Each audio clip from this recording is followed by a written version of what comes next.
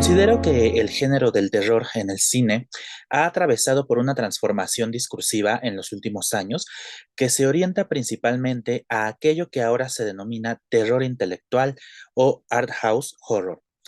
Creo que este cambio tiene que ver con la necesidad de filmar películas de terror con un trasfondo social y temático profundo que reflexione sobre diversos temas casi de manera ensayística. La tendencia ha estado tomando fuerza al menos en los últimos 7 años, quizá más. Pero este fenómeno, no obstante, ya existía porque el terror trataba con temas culturales que estaban sugeridos o tratados de manera metafórica desde su génesis. Tan solo recordemos al expresionismo alemán, que se entiende como una encarnación estética del ánimo de los alemanes luego de la Guerra Mundial. Pero es más importante preguntarnos, de nueva cuenta, cuál es la esencia del cine de terror.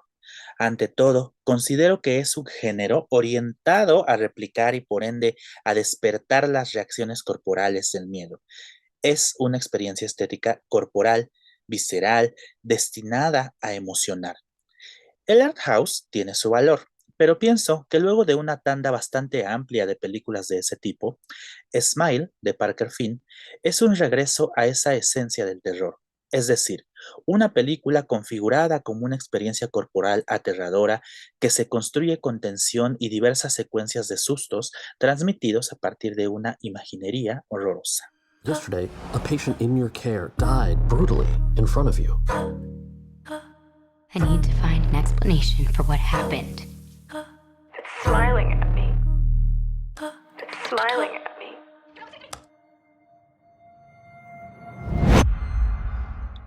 Smile es la historia de Rose Cotter, una psicóloga que debido a un trauma de su niñez decidió dedicar su vida a ayudar a otros mediante la terapia. En una consulta de emergencia, una paciente se suicida delante de ella de una manera muy violenta. No obstante, la violencia de este acto tiene algo singular. La víctima no refleja dolor, en cambio, exhibe una gran y tenebrosa sonrisa. El asunto es más turbio porque, previamente, la misma paciente intentó convencer a Rose de que algo la perseguía. Tras la muerte de la paciente, Rose comienza a experimentar lagunas mentales, episodios de apariciones que ella califica como productos del estrés postraumático, y, lo más intenso, es que comienza a ver alucinaciones de gente cercana a ella con una sonrisa en la cara. Cree volverse loca, pero poco a poco se convence de que, en efecto, una entidad maligna está detrás de ella. Es una maldición que le fue heredada por la anterior suicida y ella tiene poco tiempo para rastrear el origen de dicha maldición con el objetivo de deshacerse de ese mal que la persigue. La premisa, desde luego, recupera elementos de películas de terror exitosas. El Aro de Gore Verbinski o It Follows de David Robert Mitchell son títulos que vienen rápido a la mente, pero el asunto de las maldiciones es un eje recurrente en el cine de terror. Los objetos malditos, las maldiciones hechas por personas o el azar que hace que un personaje recoja la maldad de otros son tropos constantes.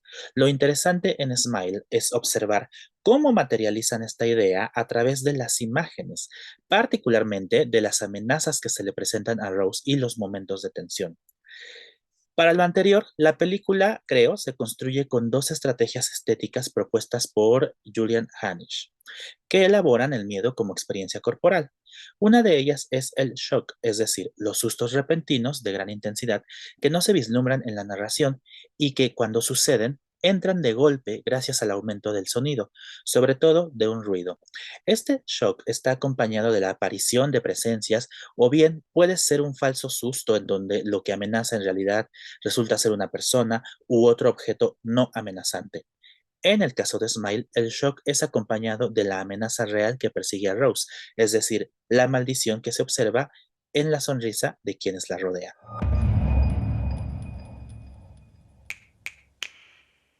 You're going to die! You're going to die! You're going to die! You're going to die! I found 20 cases involving 19 victims with a direct line linking them all together. You said only 19. Why is it that everybody else who's seen it is dead and you're alive? I've seen it too.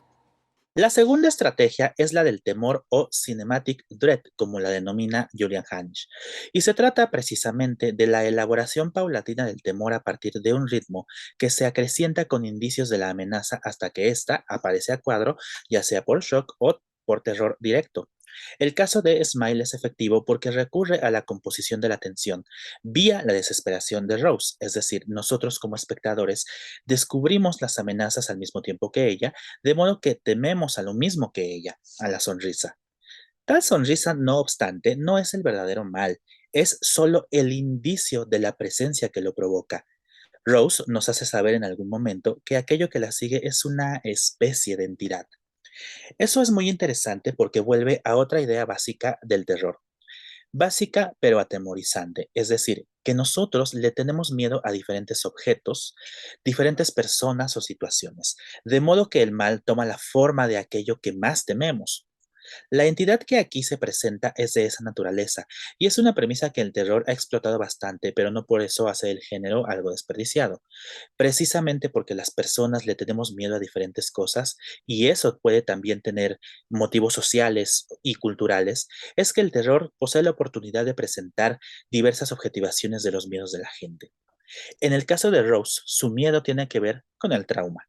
Así pues, la película construye el temor paso a paso, de manera creciente mediante la música, los ruidos y la actitud del mismo personaje, que cada vez se presenta más ansiosa, más desesperada. La tensión que ella experimenta se transmite a través de su interacción con el resto de los personajes que le rodean, su hermana, su prometido, su exnovio, su terapeuta, y entre otros incidentales. Ella sufre un revés de la fortuna porque aquello que intentó interpretar como un estado mental es en realidad una maldición y nadie le cree. Entonces debe enfrentar sola su inminente muerte al descubrir que esta maldición es una cadena que solo se rompe con una prohibición que ella no está dispuesta a corromper. Algo interesante acerca de la maldición es que no solo toma la forma de aquello a lo que más temen sus víctimas. Esta forma está relacionada con un evento traumatizante para los personajes, del cual se sienten culpables. En ese sentido, la culpa es parte de nuestros temores y enfrentar sus consecuencias, como sucede en el caso de Rose, es parte de lo que le da poder a la amenaza. Esto es más notorio, por ejemplo, en la secuencia final, cuando el mal que causa la sonrisa se encarna, aunque tampoco existe la seguridad de que esa sea su forma original. No obstante, el enfrentamiento de la protagonista con la fuente de la maldición revela que ella le teme a lo que le teme, no quiero dar spoilers, porque tiene remordimientos al respecto.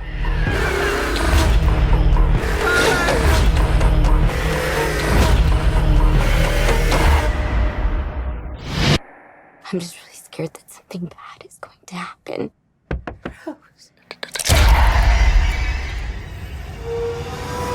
Me parece novedoso explorar este enfoque en el que el miedo se vincula con otras emociones y que aquello que nos amenaza toma ventaja de esos sentimientos para, para atormentarnos, como sucede en esta historia.